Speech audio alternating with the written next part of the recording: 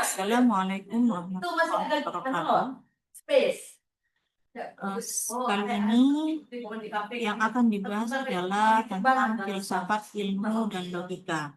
Sebelum saya membahas tentang apa itu filsafat dan ilmu logika serta kaitannya itu seperti apa, maka alangkah lebih baiknya akan mengenal tentang latar belakang saya.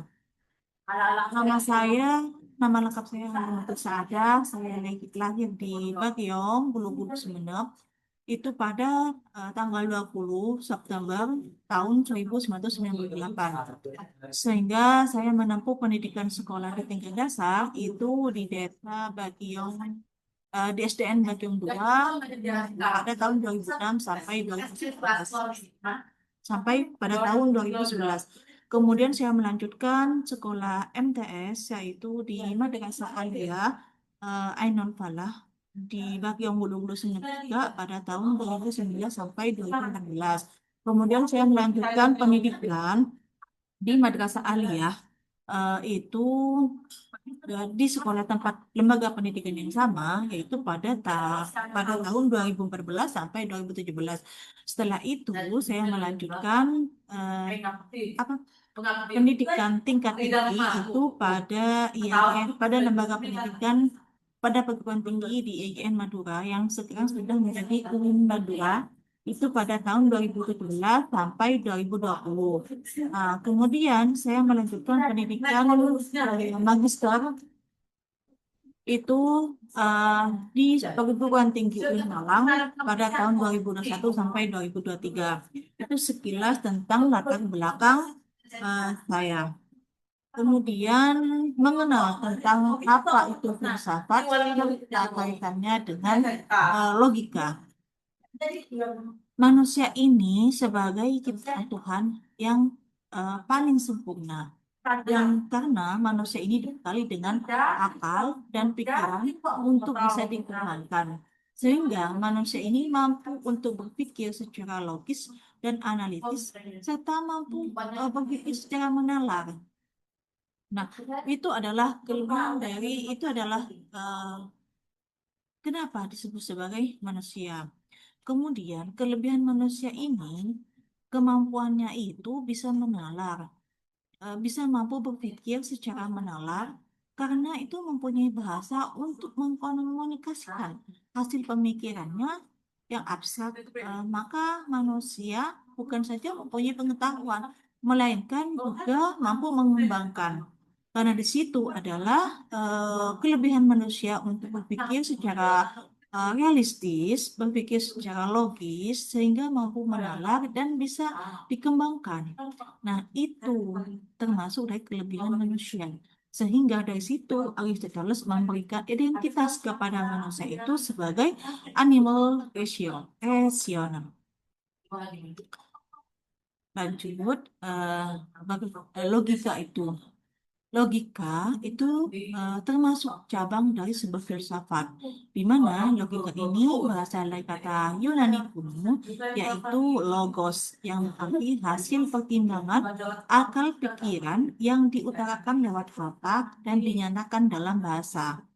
Nah, kemudian sebagai ilmu, logika ini disebut sebagai logik episteme, artinya secara bahasa Latin logika sintia atau ilmu logika atau ilmu pengetahuan yang mempelajari kecakapan untuk berpikir secara lurus, tepat, dan teratur. Selanjutnya, berpikir secara ilmiah ini merupakan upaya untuk menemukan kenyataan dan ide yang belum diketahui sebelumnya. Nah, sementara ilmu itu adalah proses kegiatan mencari pengetahuan melalui pengamatan berdasarkan teori atau generalisasi. Nah, logika itu dibagi dua. Ada logika alamiah, ada logika ilmiah. Nah, apa itu logika alamiah? Logika alamiah ini adalah sebuah kinerja akal budi manusia yang berpikir secara tepat dan lurus sebelum mendapat pengaruh-pengaruh dari luar, yakni keinginan dan kecenderungan yang subjektif Artinya, logika itu berasal dari pemikiran dari kita secara pribadi, tidak terpengaruhi oleh pemikiran yang lain. Kemudian, logika ilmiah itu adalah logika yang menjadikan ilmu khusus yang merumuskan asas-asas yang harus ditepati dalam setiap pemikiran. Dengan adanya pertolongan logika ilmiah, inilah akal budi dapat bekerja dengan lebih tepat, lebih teliti, lebih mudah, dan lebih aman. Artinya, logika ini adalah sebuah pemikiran yang sudah berdasarkan pada ilmu atau asas-asas yang sudah dipelajari. Nah, selanjutnya yaitu cara berpikir secara logika. Dalam rangka mendapatkan pengetahuan baru yang benar, dibutuhkan cara berpikir secara logis, yaitu dengan cara satu penalaran deduktif atau rasionalisme. Kemudian yang kedua penalaran induktif atau berdasarkan empirisme. Penalaran deduktif adalah sebuah berpikir yang bertolak dari pernyataan yang bersifat umum untuk menarik kesimpulan yang bersifat khusus. Dengan demikian, kegiatan berpikir yang berlawanan dengan induksi penarikan kesimpulan secara deduktif ini menggunakan pola berpikir yang disebut sebagai silogisme. Kemudian, penalaran deduktif merupakan salah satu cara berpikir logis dan analitis, bukan pengamatan yang semakin sistematis dan kritis, serta makin berkembangnya pengetahuan yang diperoleh. Misalnya, satu, semua kendaraan bermesin menggunakan bahan bakar bensin. Dua, motor adalah kendaraan bermesin. Jadi dapat disebutkan motor juga menggunakan bahan bakar mesin. Kesimpulan yang diambil dalam penalaran deduktif ini hanya benar bila kedua premis yang digunakan benar dan cara menarik kesimpulannya juga benar. Jika salah satu saja dari ketiga hal ini salah, berarti kesimpulan yang diambil juga tidak benar. Kemudian yang kedua, penalaran induktif atau secara empirisme. Nah, empirisme ini menggunakan pengetahuan berdasarkan pengalaman konkret. Mereka menganggap bahwa pengetahuan yang benar adalah pengetahuan yang diperoleh langsung dari pengalaman nyata. Tujuan logika ilmiah.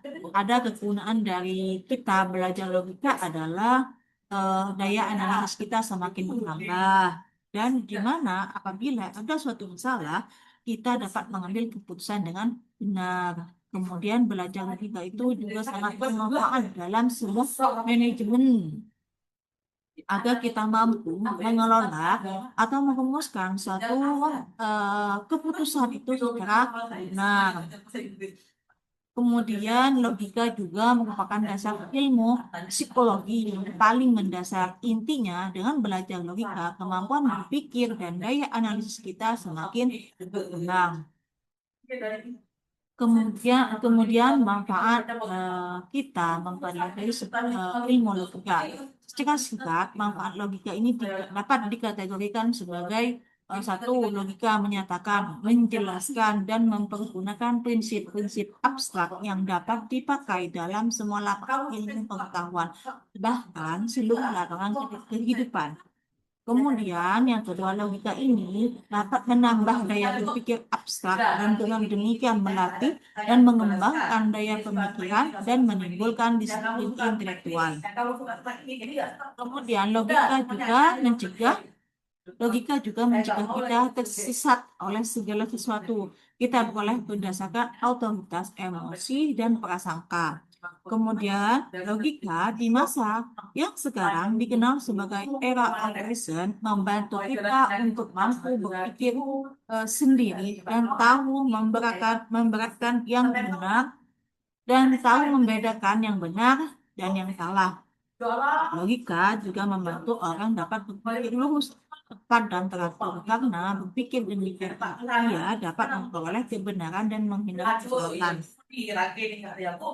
Semua ini kita bermanfaat sebagai manusia untuk berpikir secara logis itu agar bisa mampu membedakan yang benar dengan yang palsu. Kemudian manfaat dari logika ini bisa kita berpikir secara rasional, secara realistis, dan benar-benar sesuai dengan apa yang terjadi, yaitu berdasarkan secara empirisme. Oke, sekian dari saya.